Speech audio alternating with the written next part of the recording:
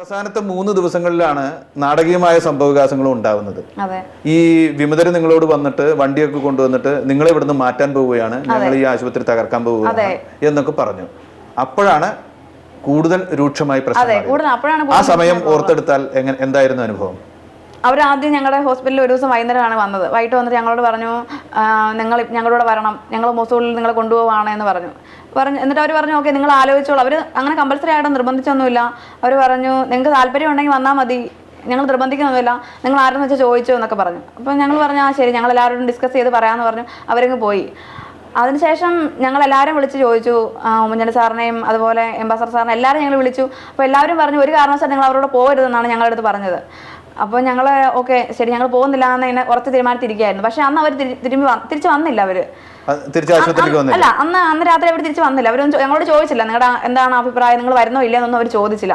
പക്ഷേ പിറ്റേ ദിവസം അതുപോലെ തന്നെ വീണ്ടും അവർ വന്നിട്ട് ഞങ്ങളോട് പറഞ്ഞു, നിങ്ങൾ ഞങ്ങളുടെ മൊസൂളിലോട്ട് വരണം, 5 മണിക്കൂറിനുള്ളിൽ ഈ ഹോസ്പിറ്റൽ തകർന്ന് താഴെ വീഴും എന്നാണ് അവർ പറഞ്ഞത്.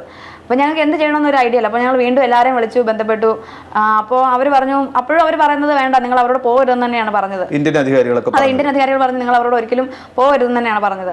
അപ്പം ഞങ്ങൾ ഓർത്ത് ശരി ഞങ്ങൾ പറയാം എന്ന് വിചാരിച്ചുകൊണ്ടിരിക്കുകയായിരുന്നു. പക്ഷേ രണ്ടാമത് പ്രാവശ്യം വന്നപ്പോൾ അവരുടെ സംസാരത്തിൽ ചെറിയൊരു മാറ്റം. ആദ്യത്തേത് നല്ല സോഫ്റ്റ് ആയിരുന്നു.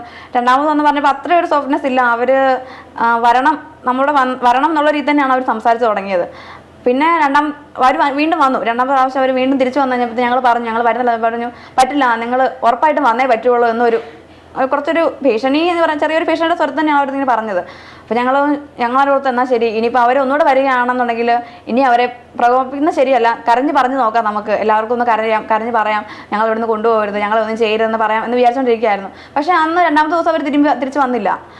അതുപോലെ തന്നെ അങ്ങനെ ഞങ്ങൾ ഒരുപാട് പ്രാർത്ഥിച്ചു. പ്രാർത്ഥന ഫലമായിട്ടാണെന്ന് തോന്നുന്നു അന്ന് അവർ വന്നില്ല. മൂന്നാമത്തെ ദിവസം വീണ്ടും അന്ന് രാത്രിയായിരുന്നു, 12 മണിയോടെയാണ് ഇത് പ്രശ്നങ്ങൾ, 11 മണി കഴിഞ്ഞപ്പോഴത്തേക്കാണ് ഇത് പ്രശ്നങ്ങളെല്ലാം ഉണ്ടാകുന്നത്. അത് കഴിഞ്ഞ് പിറ്റേ ദിവസം ഉച്ചയ്ക്ക് ആയപ്പോഴത്തേക്ക് 10 മണി ആയപ്പോഴത്തേക്ക് അവർ വന്നിട്ട് ഞങ്ങളോട് പറഞ്ഞു, നിങ്ങൾ ഇപ്പോൾ ഇവിടുന്ന് ഇറങ്ങണം, ഇല്ല ഇപ്പം ഹോസ്പിറ്റൽ തകർന്ന് താഴെ വീഴും, നിങ്ങൾ ഉറപ്പായിട്ടും വന്നേ പറ്റുള്ളൂ എന്ന് അവർ പറഞ്ഞു. അപ്പം ഞങ്ങൾ എന്താ ചെയ്യുക, വീണ്ടും ഞങ്ങൾ വിളിച്ചു, എല്ലാവരെയും വിളിച്ച് ചോദിച്ചു എന്താ ഞങ്ങൾ ചെയ്യാന്ന്. അപ്പോൾ അവർ പറഞ്ഞു, ശരി നിങ്ങളെന്ന് അവരോട് പൊക്കോളാൻ പറഞ്ഞു. അതാരാണ് നിങ്ങളോട് ആദ്യമായിട്ട് പറഞ്ഞത്? അങ്ങനെ ഒരു ഇൻസ്ട്രക്ഷൻ നിങ്ങൾക്ക് തന്നത് ആരാണ്? ഉമ്മൻചാണ്ടി സാറ് പറഞ്ഞു, മുഖ്യമന്ത്രി അങ്ങനെ പറഞ്ഞു. സാറ് പറഞ്ഞു പോകുമായിരിക്കും നല്ലത്. വിമതരോട് കരഞ്ഞു പറഞ്ഞ് ഞങ്ങൾ അന്ന് തന്നെ ഞങ്ങൾ പറഞ്ഞു, ഞങ്ങൾ ഓൾറെഡി അവർ വന്നു കഴിഞ്ഞപ്പോൾ ഞങ്ങൾ പറഞ്ഞു, ഞങ്ങൾ കരഞ്ഞു പറഞ്ഞു, ഞങ്ങൾക്ക് വീട്ടിൽ പോകണം, ഞങ്ങളെ ഒന്നും ചെയ്യരുത് അങ്ങനെയൊക്കെ ഞങ്ങൾ. അവർ പറഞ്ഞു ഇല്ല, ഞങ്ങൾ നിങ്ങളെ ഒന്നും ചെയ്യില്ല, ഞങ്ങൾ നിങ്ങളെ. അതിൽ നിങ്ങൾക്ക് വിശ്വാസം ഉണ്ടായിരുന്നു? ആ സമയത്തേക്ക് വിമതരാണോ ഭീകരരാണോ പോരാളികളാണോ എന്നൊന്നും നമുക്ക് അറിയില്ല. നിങ്ങൾക്ക് അവരെ ഒരു വിശ്വാസം ഉണ്ടായിരുന്നു ആ സമയത്തൊക്കെ? വിശ്വാസം ഇല്ല, ഉണ്ടായിരുന്നില്ല. കാരണം നമ്മളെങ്ങനെ വിശ്വസിക്കുക? എല്ലാവരും പറയുന്നു അവർ ഭയങ്കര പ്രശ്നക്കാരാണ്. നമ്മൾ ഓൾറെഡി വാർത്ത ന്യൂസൊക്കെ കാണുന്ന ആൾക്കാരാണല്ലോ. പണ്ട് മുതലേ കണ്ടിട്ടുണ്ട്, ടെററിസ്റ്റ് അങ്ങനെയാണ് ഇങ്ങനെയാണ്, അയ്യോ കൊണ്ടുപോയി കഴിഞ്ഞാൽ പിന്നെ തിരിച്ചു വരാൻ പറ്റത്തില്ല, അങ്ങനെയൊക്കെ പണ്ട് മുതലേ നമ്മൾ കണ്ടിട്ടുണ്ട്. അപ്പം ശരിക്കും ഭയങ്കരമായിട്ടും പേടിയായി പോയി.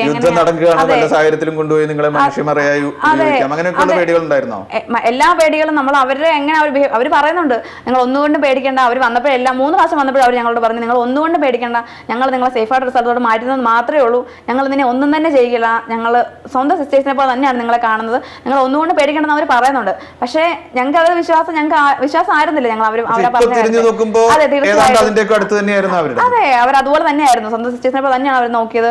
ഒരു കാര്യത്തിലും അവർ യാതൊരു കുറവ് ഞങ്ങൾക്ക് വരുത്തില്ല. ഫുഡ്, വെള്ളം എല്ലാം അവർ തന്നിരുന്നു. അതുപോലെ ട്രാൻസ്പോർട്ടേഷൻ ആണെങ്കിലും എല്ലാ കാര്യങ്ങളും അവർ നന്നായിട്ട് തന്നെ ചെയ്തു. ഞങ്ങൾക്ക് അങ്ങനെ ദിവസങ്ങളിലൊക്കെ നിങ്ങൾക്ക് വേണ്ട ഭക്ഷണം എത്തിച്ചു തന്നത് ഈ പോരാളികൾ തന്നെയായിരുന്നു. അവിടെ നിൽക്കുമ്പോൾ ഞങ്ങൾക്ക് അങ്ങനെ അവർ ഫുഡൊന്നും പ്രൊവൈഡ് ചെയ്തിരുന്നില്ല. റെഡ് ക്രോസിൽ കുറച്ച് ഫുഡ് ഐറ്റംസ് റെഡ് ക്രോസ് വന്നിരുന്നു. പക്ഷേ ആ ആശുപത്രിയില് രാത്രിയൊക്കെ ആവുമ്പോൾ നിങ്ങൾ ഈ പറയുന്ന 46 പെൺകുട്ടികൾ മാത്രമായിരുന്നു. അതെ, ഞങ്ങൾ രാത്രിയിലൊക്കെ 46 പെൺകുട്ടികൾ മാത്രമായിരുന്നു. പിന്നെ രോഗികൾ കിടക്കുന്നവരുണ്ടാവും. പിന്നെ രോഗികൾ ആദ്യം ഉണ്ടായിരുന്നു, രോഗികളൊക്കെ ഉണ്ടായിരുന്നു. പിന്നെ ഞാൻ പറയും അവസാനം 3 ദിവസം ആയപ്പോഴത്തേക്ക് അവിടെ ഹോസ്പിറ്റലിൽ ആരും തന്നെ ഇല്ല, ഞങ്ങൾ മാത്രമേ ഉള്ളൂ. ആ ഹോസ്പിറ്റലിൽ ഞങ്ങൾ മാത്രമേ ഉള്ളൂ. പിന്നെ 1-2 ആ സമയത്തൊക്കെ എന്തായിരുന്നു മനസ്സിലെ വികാരം? അത് അപ്പൊ എന്തായിരുന്നു ഇപ്പൊ അതെ ഓർക്കാൻ കൂടെ പറ്റുന്നില്ല. അതെ, നമ്മൾ പ്രാർത്ഥനയായിരുന്നു എപ്പോഴും തിരിച്ചു വരാൻ സാധിക്കണം എന്നുള്ള പ്രാർത്ഥന മാത്രമുള്ളായിരുന്നു മനസ്സിൽ. അത് കഴിഞ്ഞ് വണ്ടിയിൽ കയറി. അതെ, അത് ഈ വണ്ടി കയറിയപ്പോ വണ്ടി കയറുമ്പോ തന്നെ നിങ്ങളിൽ പലരും പേടിച്ചു എന്നും കയറണ്ടെന്ന് അപ്പൊ ആ സമയത്ത് ആലോചിച്ചവരുണ്ടെന്നും ഒക്കെ പറഞ്ഞു കേൾക്കുന്നു. ശരിയായിരുന്നോ? തീർച്ചയായിട്ടും ഞങ്ങളുടെ ഡിസിഷൻ തെറ്റായിരുന്നോ എന്ന് പലർക്കും തോന്നിയിട്ടുണ്ട്. അവര് പറയുന്നത് കേൾക്കണോ വേണ്ടയോ എന്നുള്ള ഒരു തീരുമാനം അപ്പോഴും അവിടുന്ന് വരാൻ മനസ്സിൽ താല്പര്യം ഉണ്ടായിരുന്നില്ല ഒട്ടും. പിന്നെ അവർ നിർബന്ധിച്ചതുകൊണ്ട് മാത്രമാണ് ഇറങ്ങി പോകുന്നത് അവിടുന്ന് കുറെ ആൾക്കാർ. കയറി കഴിഞ്ഞിട്ടും നിങ്ങൾ തോക്ക് പിടിച്ച പോരാളികളുടെ കാവലിലാണ് പോയിക്കൊണ്ടിരുന്നത്. അത് ഇറങ്ങിയ സമയത്താണെങ്കിൽ ചെറിയൊരു അവര് എനിക്ക് തോന്നുന്നു ജസ്റ്റ് പെട്ടെന്ന് തന്നെ കയറ്റണം വേണ്ടി ബസ്സിൽ കയറി കൊണ്ടുപോകാൻ വേണ്ടിയാണെന്ന് തോന്നുന്നു ആ ഒരു ഗൺഷൂട്ട് നടന്നു. അപ്പം ഹോസ്പിറ്റലിൽ ചില്ലെല്ലാം പൊട്ടി, കുറച്ച് പേർക്ക് ചെറിയായിട്ട് പരുക്കൊക്കെ പറ്റി. ചെറുതായിട്ടൊക്കെ ഒരു പരുക്കൊക്കെ പറ്റിയിരുന്നു. അന്നേരം എല്ലാവരും ഭയങ്കര പരിഭ്രാന്തരായി. കുറച്ച് പേരെ ബസ്സിൽ കയറുണ്ടായിരുന്നു, ബാക്കി എല്ലാവരും പുറത്ത് നിൽക്കുന്നുണ്ടായിരുന്നു. അപ്പോൾ ഭയങ്കര പരിഭ്രാന്തരായി. അപ്പം അതുകൊണ്ട് ഒരു ചെറിയൊരു ഇതുണ്ടായിരുന്നു. അപ്പം അതെ, ഒരുപാട് നിലവിളിയും ബഹളവും ലഗേജ് ഇട്ടിട്ട് പോരെ എന്നൊക്കെ എല്ലാവരും പറഞ്ഞു. പക്ഷെ എല്ലാവരും ലഗേജ് ഒക്കെ എടുത്തു, എല്ലാം കയറ്റി പോയി. ഞങ്ങൾ ഒരു ബസ്സിലായിരുന്നു, 46 പേര് ഒരു ബസ്സിൽ എന്ന് പറയുമ്പോൾ ഭയങ്കര ബുദ്ധിമുട്ടാണ്. ഒത്തിരി അഡ്ജസ്റ്റ് ചെയ്താണ് ഞങ്ങൾ വന്നത്. അതിന്റെ കൂടെ ഇവരും ഉണ്ടായിരുന്നു. ഇവര് രണ്ടുപേരുണ്ടായിരുന്നു, ഡ്രൈവർ ഉണ്ടായിരുന്നു, പിന്നെ വേറൊരാളോടുണ്ടായിരുന്നു, അത്രേ ഉണ്ടായിരുന്നുള്ളൂ. ആ വണ്ടിയിൽ പോലും ഒരു ബോംബ് ഉണ്ടായിരുന്നു എന്നൊക്കെ ഇവിടെ അങ്ങനെ പറഞ്ഞു കേട്ടു. അങ്ങനെ ഉണ്ടായിരുന്നു? ഉണ്ടായിരുന്നു, അവരുടെ കയ്യിൽ ബോംബ് ഉണ്ടായിരുന്നു. അവരുടെ കയ്യിലാണ് ബോംബ് ഉണ്ടായിരുന്നത്? അവരുടെ കയ്യിൽ, ബാഗില്. പോകുന്ന വഴിക്ക് മറുവിഭാഗം പോരാളികളെ ആക്രമിച്ചാൽ ചെറുക്കാൻ വേണ്ടി, അവരുടെ സേഫിന് വേണ്ടി, അവരുടെ സെക്യൂരിറ്റിക്ക് വേണ്ടി അവർ ചെയ്യുന്ന ഓപ്പോസിറ്റ് ആയിട്ട് ആരെങ്കിലും എന്തെങ്കിലും ചെയ്തു കഴിഞ്ഞാൽ അപ്പോൾ അവരെ തകർക്കാൻ വേണ്ടി അവർ കയ്യിൽ ബോംബ് വെച്ചു എന്നുള്ളത്. അത് ഞങ്ങൾക്ക് ഒന്നും, അതുകൊണ്ട് ഞങ്ങൾക്ക് ഒരു പ്രശ്നം ഉണ്ടായില്ല. പക്ഷെ അങ്ങനെ നിങ്ങൾക്ക് അപ്പൊ തോന്നിയിരുന്നു ബോംബുള്ളൊരു?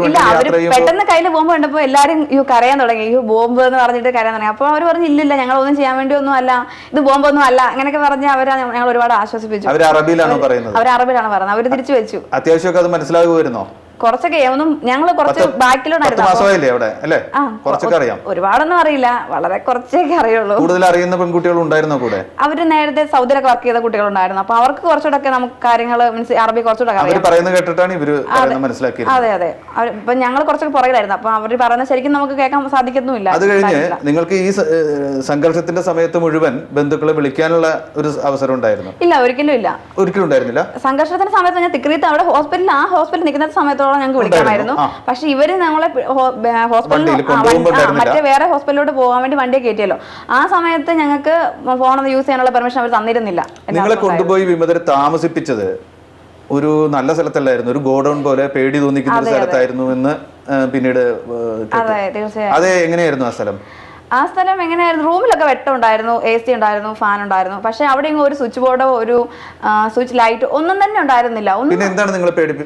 പക്ഷെ ബാത്റൂം ഒക്കെ ആണെങ്കിൽ അവിടെ ഒന്നും യാതൊരു വെട്ടവും ഇല്ല, വെട്ടവും വെളിച്ചവും ഒന്നുമില്ല. അപ്പം കണ്ടു കഴിഞ്ഞാൽ നമുക്ക് വലിയൊരു പ്രദേശം, അവിടെ ആരും ഇല്ല. സിനിമയിലൊക്കെ കാണുന്ന പോലെ പേടിപ്പിക്കുന്ന ഒരു സ്ഥലം പോലെ തോന്നി. അതെ, ഒരാൾക്ക് ഒരു സമയത്തിന് നടന്നു പോകാൻ പറ്റും. അവിടുന്ന് ശ്രുതി വീട്ടിൽ വിളിച്ച് പറഞ്ഞോ ഇനി ഞങ്ങളെ ഇവിടുന്ന് ജീവനോട് പുറത്തു വരുന്നു തോന്നുന്നില്ല? ഞാൻ വിളിച്ച് പറഞ്ഞിരുന്നു, ഞാനിങ്ങനെ വീട്ടിൽ വിളിച്ച് പറഞ്ഞിരുന്നു. കാരണം അവിടെ ഞാൻ ചിന്തിച്ചു പോയി. കാരണം അവർക്ക് അക്കോമഡേഷൻ കണ്ടപ്പോൾ ശരിക്കും ഞാൻ പേടിച്ചു പോയി. അവിടെ വന്നു, ഞങ്ങൾ കുഞ്ഞൊരു വഴിയാണ്, ഞാൻ അതുവഴി ഇങ്ങനെ കയറി അതുവഴി പോയി. എന്നിട്ട് അപ്പോൾ അവിടെ നോക്കി അവിടെ ഫുള്ള് അവരുടെ ആൾക്കാർ തന്നെയാണ്. അപ്പം ഞാനിങ്ങനെ കയറി വന്ന സമയത്ത് എനിക്ക് ബാഗ് എടുക്കാൻ പറ്റുന്നുണ്ട്. അപ്പോൾ ഞാൻ എന്ത് വെയിറ്റ് എന്നൊക്കെ പറഞ്ഞപ്പോൾ ഇങ്ങനെ അവിടെ മനുഷ്യൻ പറഞ്ഞു മിണ്ടരുതെന്ന് പറഞ്ഞു. അപ്പോൾ ശരിക്കും പേടിച്ചു, അയ്യോ ഇനിയിപ്പോൾ ഒരിക്കലും വരവ് നടക്കില്ല, ഇവര് മിണ്ടരുതെന്നൊക്കെ പറഞ്ഞു. അപ്പോൾ ഇനി മിണ്ടാനും പറ്റില്ലേ എന്ന് വിചാരിച്ചു. അതെ, അവർ ഫോണൊന്നും യൂസ് ചെയ്യാനൊന്നും സമ്മതിച്ചില്ല. പിന്നെ പക്ഷെ അവര് ബസ്സിൽ വെച്ച് തന്നെ 4 മണിക്കൂർ കഴിഞ്ഞപ്പോഴത്തേക്ക് ഞങ്ങളുടെ അടുത്ത് പറഞ്ഞു ഞങ്ങളുടെ അച്ഛനെ അമ്മയെ വിളിച്ചോളാം, ഞങ്ങൾക്ക് പെർമിഷൻ തന്നിരുന്നു. അതെ, അച്ഛനെ മാത്രം വിളിക്കണമെന്ന് പ്രത്യേകം പറഞ്ഞിരുന്നു. വേറെ ആരെയും വിളിക്കരുതെന്ന് പ്രത്യേകം ഞങ്ങൾ. അപ്പൊ ഞാൻ വേറെ ആരെയും വിളിച്ചില്ല, അച്ഛനെ അമ്മയും തന്നെയാണ് വിളിച്ചത്. അത് കഴിഞ്ഞ് ഇന്ത്യൻ അധികൃതരുടെ അടുത്തേക്ക് കൈമാറുന്നത് വരെ നിങ്ങൾ ഈ ടെൻഷനിലായി? അതെ, തീർച്ചയായും. ഞങ്ങൾ ഇന്ത്യൻ എംബസി ഞങ്ങളെ വന്ന് കൊട്ടിക്കൊണ്ട് പോകുന്നതിന് വരെ ഞങ്ങൾ ശരിക്കും ടെൻഷനിൽ തന്നെയായിരുന്നു. ഇതുപോലെയുള്ള സാഹചര്യത്തിൽ ഇനിയും ആളുകൾ പോയിട്ട് ഇത്തരത്തിലുള്ള സംഘർഷ പ്രദേശങ്ങളിലേക്ക് ജോലി ചെയ്യാൻ ഇടവരും. അതിൽ പെൺകുട്ടികളുണ്ടാവും, സ്ത്രീകളുണ്ടാവും. അവർക്കൊക്കെ വേണ്ടിയിട്ട് നിങ്ങളുടെ ഈ അനുഭവം ഇനി നാളെ ഉണ്ടാകാൻ ഇടയുള്ള ആളുകൾക്ക് വേണ്ടിയിട്ട് എന്താണ് ഈ രാജ്യം ചെയ്യേണ്ടത്? എന്ത് തോന്നുന്നു? തീർച്ചയായും രാജ്യം ചെയ്യേണ്ടത് എന്താണെന്ന് ചോദിച്ചാൽ ഞങ്ങൾ നേഴ്സുമാർ കുറച്ചുകൂടെ നല്ല ജോലി നമ്മുടെ നാട്ടിൽ തന്നെ അല്ലെങ്കിൽ കുറച്ചുകൂടെ സേഫുള്ള രാജ്യങ്ങളിൽ കൊണ്ടുപോകാൻ വേണ്ടിയുള്ള കാര്യങ്ങൾ ഗവൺമെന്റ് നോക്കണമെന്നാണ് ഞാൻ പറയുന്നത്. കാരണം വീട്ടിൽ നമ്മൾ നേഴ്സിംഗ് പഠിക്കുന്ന കുട്ടികൾ ഒരുപാടൊന്നും സാമ്പത്തികമുള്ളവരൊന്നും ആയിരിക്കത്തില്ല. അവരുടെ ജീവിതത്തിലെ ബുദ്ധിമുട്ടുകൾ, അവരുടെ കുടുംബത്തിലെ ബുദ്ധിമുട്ടുകൾ കൊണ്ടായിരിക്കും അവർ തീർച്ചയായും ഇങ്ങനെ ഒരു ജോബ് തിരഞ്ഞെടുക്കുന്നത്. അവർക്കൊരു ജോബ് വേണം തീർച്ചയായും അവരുടെ കുടുംബം നോക്കാൻ വേണ്ടി. അതുകൊണ്ടാണ് നേഴ്സിംഗ് പഠിക്കുന്നത്. എല്ലാവരും ചോദിക്കുന്നുണ്ട് നിങ്ങൾ എന്തുകൊണ്ടാണ് ഇറാഖിൽ പോയെന്നൊരു ക്വസ്റ്റ്യൻ എല്ലാവരും ചോദിക്കുന്നുണ്ട്. അപ്പം ഞാൻ തിരിച്ചു ചോദിക്കുകയാണ്, എന്തുകൊണ്ടാണ് ഗവൺമെന്റ് സമ്മതിക്കുന്നത് ഞങ്ങളെ കൊണ്ടുപോകാൻ വേണ്ടി? നമ്മുടെ ഗവൺമെന്റിനെ കൂടെ അനുവാദത്തോടെയാണല്ലോ ഞങ്ങൾ ഇവിടെ പോയത്. സുരക്ഷിതമാണെന്ന് ഇന്ത്യൻ അധികാരികൾക്ക് പൂർണ്ണമായി ബോധ്യം ഉള്ള സ്ഥലത്തേക്ക് മാത്രമേ ഇനി നിങ്ങളെ പോലെയുള്ള ആളുകളെ ജോലിക്ക് അയക്കാം. അതാണ് എനിക്ക് പറയാനുള്ളത്. രണ്ടാമത്തെ കാര്യം, നാട്ടിൽ തന്നെ നല്ല ജോലി തന്നാൽ തൃപ്തിയായിരിക്കും. തീർച്ചയായും നാട്ടിൽ തന്നെ ജോലി ചെയ്യാനാണ് താല്പര്യം. നാട്ടിൽ തന്നെ എല്ലാവർക്കും അവനവന്റെ നാട്ടിൽ നിൽക്കാനാണല്ലോ താല്പര്യം. ചിലരെങ്കിലും അവിടെ ഇവിടെയൊക്കെ പറയുന്നുണ്ടാവും കൂടുതൽ പൈസക്ക് വേണ്ടി ജോലി ചെയ്യാൻ. അതെ, അത് പറയുന്നുണ്ടാവും. തീർച്ചയായും എനിക്കറിയാം. തീർച്ചയായും ഒരുപാട് പേര് പറയുന്നുണ്ടാവും പൈസയ്ക്ക് വേണ്ടിയാണ്. ഇപ്പൊ പൈസയ്ക്ക് വേണ്ടിയാണ് എന്ന് പറഞ്ഞാൽ എല്ലാവരും ജോലി ചെയ്യുന്നത് പൈസയ്ക്ക് വേണ്ടി അവരുടെ കുടുംബത്തിന് വേണ്ടി തന്നെയാണ് ചെയ്യുന്നത്. അപ്പോൾ ഞങ്ങൾക്ക് കിട്ടുന്ന തുച്ഛമായ പൈസ 5000-6000 രൂപ നമ്മുടെ നാട്ടിൽ കിട്ടിയാൽ അതെന്താവാനാ? ഒരു കുടുംബം നോക്കാനോ, അല്ലെങ്കിൽ ഞങ്ങൾ നേഴ്സസ്മാരെ ഒത്തിരി പേര് കടമെടുത്തും ലോൺ എടുത്തും ഒക്കെയാണ്. ഇവിടെ പലയിടത്തും ആശുപത്രിയിൽ ഒപ്പിട്ട് കൊടുക്കുന്ന പൈസ കൊടുക്കാത്ത ആശുപത്രികളുണ്ട്. അതെ, ഒരുപാട് പേരുണ്ട് അങ്ങനെ. ഒരുപാട് ഹോസ്പിറ്റലുകളിൽ തന്നെ ഞങ്ങൾക്ക് എത്രയായിരുന്നു ഇവിടെ നാട്ടിലാണ്, ഇന്ത്യയിലാണെങ്കിൽ പോലും മാക്സിമം ഡൽഹിയിലൊക്കെ വർക്ക് ചെയ്ത് 15000 രൂപ അത്രേ ഞങ്ങൾക്ക് കിട്ടുന്നുള്ളൂ. അത് എന്ത് കഷ്ടപ്പെട്ടിട്ടാണ് ആ 15000 രൂപ നമുക്ക് കിട്ടുന്നത്? ആ സ്ഥിതിയൊക്കെ തീർച്ചയായിട്ടും മാറണം. ഒരുപാട് കഷ്ടപ്പെട്ടാണ് 10000 കിട്ടുന്നത്. അതിൽ ഫുഡും അക്കോമഡേഷൻ എല്ലാം പോയി കഴിഞ്ഞാൽ മാക്സിമം കിട്ടുന്ന ഒരു 10000 രൂപ കൈ കിട്ടും. ആ 10000 രൂപയ്ക്ക് വേണ്ടി നമ്മൾ എത്ര നാൾ കഷ്ടപ്പെടണം? ഇതൊക്കെ എല്ലാവരുടെയും കാര്യം. ശ്രുതിയുടെ കാര്യത്തിലേക്ക് വന്നാൽ, ശ്രുതി പഠിച്ചപ്പോൾ കടം എടുക്കേണ്ടി വന്നിട്ടുണ്ടോ? കടം അങ്ങനെ ലോണൊന്നും ഉണ്ടായിരുന്നില്ല. പക്ഷേ കുറച്ചൊക്കെ അച്ഛൻ അങ്ങനെ ഓരോരുത്തരുടെ കയ്യിൽ നിന്ന് കുറച്ച് പൈസ ഒക്കെ കടമൊക്കെ മേടിച്ച് തന്നെയാണ് ഞാനും പഠിച്ചത്. എന്നിട്ട് ആദ്യം ജോലി കിട്ടിയത് ആദിത്യ ബിർള ഹോസ്പിറ്റൽ ആയിരുന്നു. അത് നല്ല ജോലി ആയിരുന്നില്ലേ? ഇവിടെ ജോലി എന്ന് പറഞ്ഞാൽ അവിടെ ആകെ എനിക്ക് കിട്ടിക്കുന്ന സാലറി 8000 രൂപയായിരുന്നു. അപ്പം ആ ഒരു സാഹചര്യത്തിൽ അവിടെ നിന്ന് കഴിഞ്ഞാൽ എത്ര നാള്, 2 വർഷം. 8000 രൂപയ്ക്ക് എവിടെ എത്ര കാലം ജോലി ചെയ്തു? ഞാൻ 2 വർഷത്തിൽ കൂടുതൽ അവിടെ ജോലി ചെയ്തു. എവിടെ? അവിടെ പൂനെയില്. 8000 രൂപ. അതെ, സ്റ്റാർട്ടിംഗ് സാലറി 4500 ആയിരുന്നു എനിക്ക്. അതിനുശേഷം പിന്നെ 2 വർഷം ആയപ്പോഴാണ് ഒരു 8000 9000 അത്രേ ഉള്ളൂ. എനിക്ക് ഒരിക്കലും 10000 രൂപ എനിക്ക് തികച്ച് അവിടുന്ന് കിട്ടിയിട്ടില്ല. 20000 രൂപയെങ്കിലും ഞങ്ങൾക്ക് സാലറി ഉണ്ടായിരുന്നു എന്നുണ്ടായിരുന്നെങ്കിൽ ഒരിക്കലും ഞാൻ ഇവിടുന്ന് അങ്ങോട്ട് പോകത്തില്ലായിരുന്നു. അത് കഴിഞ്ഞ് ഇങ്ങനെ ഒരു ഓഫർ വന്നു. എത്ര രൂപ ചെലവിടേണ്ടി വന്നു ഈ പോക്ക് പോകാൻ വേണ്ടി? ഇവിടുന്ന് ഞങ്ങൾക്ക് സർവീസ് ചാർജ് 160 കൊടുത്താണ് ഞങ്ങൾ പോയത്. 1,60,000. അതെ, 1,60,000 രൂപ കൊടുത്താണ് ഞങ്ങൾ ഇവിടുന്ന് പോയത്. അത് ഒരു കൊല്ലത്തെ കരാറിലുള്ള? അതെ, ഒരു കൊല്ലത്തെ കരാറിലുള്ള ഒരു ജോലിയായിരുന്നു. ഈ ഒരു കൊല്ലത്തെ കരാർ കഴിഞ്ഞാൽ പുതുക്കാനുള്ള സാഹചര്യം ഉണ്ടായിരുന്നോ? ഉണ്ടായിരുന്നു, പുതുക്കാനുള്ള സാഹചര്യം ഉണ്ടായിരുന്നു. പുതുക്കണം എന്ന് ശ്രുതി ആഗ്രഹിച്ചിരുന്നോ? തീർച്ചയായും. 1 വർഷം കൂടെ 2 വർഷം അവിടെ നിൽക്കാം എന്ന് തന്നെയായിരുന്നു എന്റെ തീരുമാനം. പ്രശ്നങ്ങളൊന്നും തന്നെ ഇല്ലാന്നുണ്ടെങ്കിൽ അത് വീട്ടിലെ പ്രശ്നങ്ങളൊക്കെ തീരാനും സാമ്പത്തിക ഭദ്രത വേണ്ടിയാണ്. തീർച്ചയായും അതൊക്കെ തകർന്നു. അതെ, അതൊക്കെ തകർന്നു. തീർച്ചയായും ഞങ്ങൾക്ക് ഇപ്പോൾ ഇവിടെ ഒരു ജോലി നഷ്ടപ്പെട്ടു. പക്ഷേ ഗവൺമെന്റ് തന്നെ ഞങ്ങൾക്ക് വേറെ എവിടെയെങ്കിലും നല്ല ഒരു, ഒന്നെങ്കിലും ഇന്ത്യയിൽ കേന്ദ്ര ഗവൺമെന്റ് ഉദ്യോഗമോ അല്ലെങ്കിൽ പുറത്ത് എവിടെയെങ്കിലും നല്ലൊരു രാജ്യത്ത്, സേഫ് ആയിട്ടുള്ള രാജ്യത്ത് ജോലി തരണം. അതിനുവേണ്ടിയുള്ള സാഹചര്യം ഞങ്ങൾക്ക് ഉണ്ടാക്കി തരണം എന്ന് തന്നെയാണ് എനിക്ക് പറയാനുള്ളത്. ഇറാഖിലേക്ക് തന്നെ നമ്മളൊന്ന് വാക്കാൽ തിരിച്ചു പോവുകയാണെങ്കിൽ, പേടിക്കണ്ട, വാക്കാൽ തിരിച്ചു പോവുകയാണെങ്കിൽ അവിടെ നിങ്ങളെ പോലെ തന്നെ ഒരുപാട് പേര് ഇപ്പോഴും കുടുങ്ങിയ നിലയിലോ തടഞ്ഞു വെക്കപ്പെട്ട നിലയിലോ തിരിച്ചു വരാൻ പറ്റാത്ത നിലയിലോ ഒക്കെ ഉണ്ട് എന്ന് വാർത്തയുണ്ടല്ലോ. അറിയാമോ അതിനെപ്പറ്റി എന്തെങ്കിലും? പലരും പല കുട്ടികളുമായിട്ട് ഞാൻ കോൺടാക്ട് ചെയ്തിരുന്നു. അപ്പോൾ അവരൊക്കെ പറയാൻ സാധിച്ച അവർക്ക് തിരിച്ചു വരാൻ താല്പര്യമുണ്ട് എന്ന് തന്നെയാണ്. തിരിച്ചു വരാൻ താല്പര്യമുള്ള ആൾക്കാർ നാളെ ചെന്നുപെടാൻ ഇടയുള്ള ഒരുപാട് പേര് അവിടെ ഉണ്ട്. ഇപ്പൊ ഞാൻ പറയാം, ഇപ്പൊ ഞങ്ങളുടെ തിക്രിയത്തിൽ ഞങ്ങൾ പോകുന്ന സമയത്ത് യാതൊരു പ്രോബ്ലവും ഇല്ല. പെട്ടെന്നാണ് ഒരു ദിവസമാണ് ഇങ്ങനെ പ്രശ്നം പൊട്ടി പുറപ്പെട്ടുണ്ടാകുക. അപ്പം അതുപോലെ തന്നെ പല സ്ഥലങ്ങളും, എല്ലാ സ്ഥലങ്ങളും ഇപ്പൊ ബാഗ്ദാദിൽ വർക്ക് ചെയ്യുന്ന ഒരുപാട് കുട്ടികളുണ്ട്. അപ്പം ബാഗ്ദാദിൽ നാളെ ഒരു പ്രശ്നം വരില്ല നമുക്ക് ഒരിക്കലും പറയാൻ സാധിക്കത്തില്ല. ഏത് നിമിഷം കാരണം അവിടെ ഓൾറെഡി എപ്പോഴും ആഭ്യന്തര കലഹങ്ങൾ നടന്നുകൊണ്ടിരിക്കുന്ന ഒരു സ്ഥലം ആയതുകൊണ്ട് തന്നെ ഏത് സമയത്തും എപ്പം വേണേലും ഒരു പ്രശ്നം ഉണ്ടാവാം. അതുകൊണ്ട് എല്ലാവരും എത്രയും പെട്ടെന്ന് തിരിച്ചു വരുന്നത് തന്നെയാണ് നല്ലതെന്നാണ് എൻ്റെ അഭിപ്രായം.